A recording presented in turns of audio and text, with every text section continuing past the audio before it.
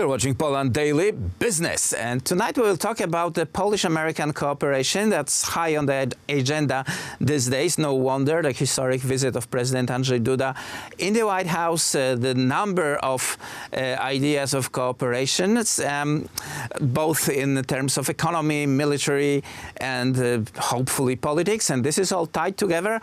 How to untangle this knot? We'll ask Mr. Chris Zawitkowski of Polonia Institute, the Polish-American. Sir, welcome to the show. Good. Thank you very much. I welcome you as well. Let us start from the political ideas of Donald Trump and how he sees the role of America in this century. Well, there are a number of things that Polish Americans actually like in what Trump is doing. There are things we don't like, but there are things that we like.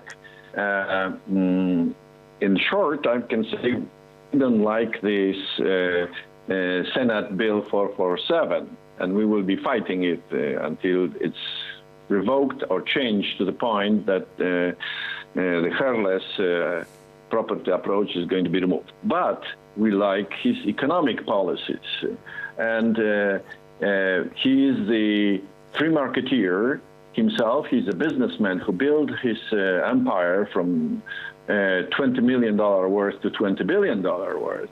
And he also is supporting lots of different initiatives. He reduced taxes. He wants to pursue even further, which we like a lot. We think that this is stimulating economy. When the company has more money at hand, then it's much easier to spend this money on research and development, on internal research and development, and even buying research and development from some others to improve the productivity, improve the profits, of course, and also improve the way that companies are being managed.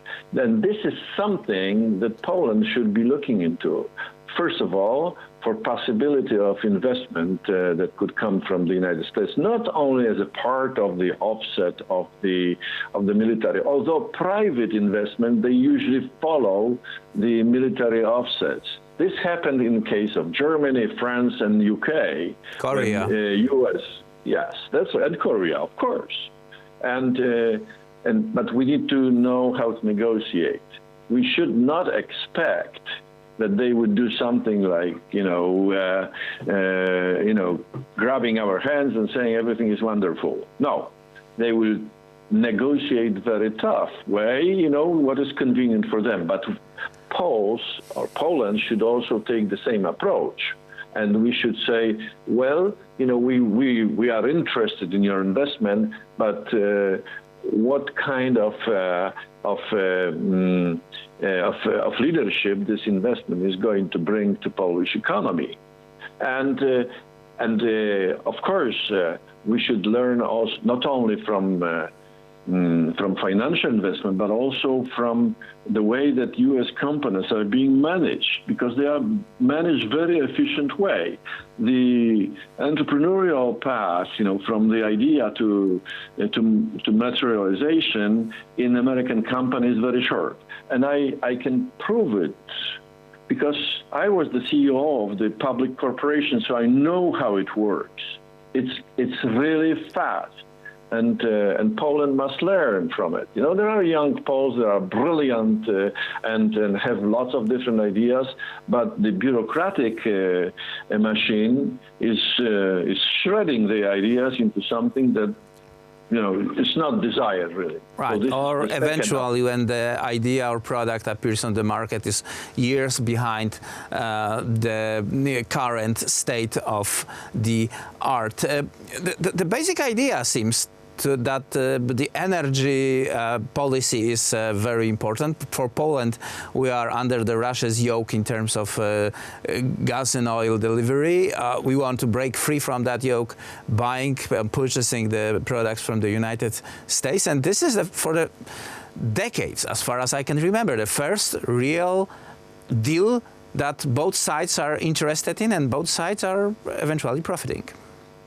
Yes, indeed. The efficiency is also very important for improving the earning ability of people. My company was specializing in command and control centers, and we built those for Canadian, for U.S. government, for Israelis, and for some others. And when we were trying to transfer technology to Poland, we found that Polish engineers were about only 1/3 efficient of those like in Canada or US. And although it was 20 years ago, but I think that situation improved since that. However, it's still what people tell me, it's still slow. So this must change, and U.S. companies can be a vehicle to spearhead the possibility for not only improving entrepreneurial skills, but also to change the way that productivity should look like, and then in turn people would make more money and they would buy more goods and the economy would be booming. And the possibility for it is very strong. Now, right. with you mentioned the countries like Germany, Korea, or United Kingdom, and after the Second World War, all those countries produced companies and goods that were selling huge in the United States. Are there possibility to improve the volume of our trade with the United States? Of course. I can tell you this. For example, I like kefir, for example, myself. And when I buy kefir in the United States, it doesn't come even close in taste to for example, Krasnyslav kefir that is sold in Poland. If Krasnyslav was promoting their product in the United States, I'm sure it would be making beautiful sales. So the food industry is the one that has a prospect in the American soil. What about our furniture production? Of course. Well, Americans like big furniture. You know, if Poland was offering anything like IKEA, IKEA is being sold in the United States, and this is probably most of the furniture in IKEA are produced in Poland. That's true. But I believe that there are many areas that Poland could be selling to the United States. You know, with cheaper labor, if efficient, of course, and productivity is good, then I'm sure it would be very, very competitive in the United States. Because, like, I'll give you an example. U.S. is buying a lot of stuff from China. But one company executive who they produce small cranes, and they buy electric engines for those cranes in China. And he said only about 1/3 of those cranes meets the test requirements when it is arriving in the United States.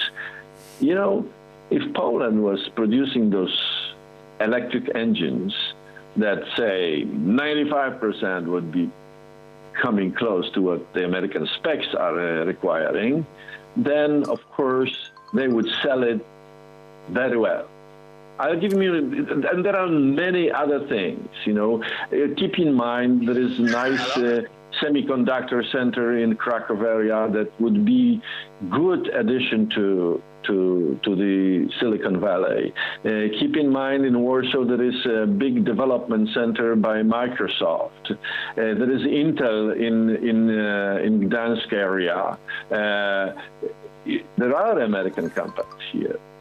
But, you know, once the efficiency, once the productivity goes up, then I'm sure the Polish product would come together with American products, return from Poland to U.S., like, for example, Microsoft or Intel.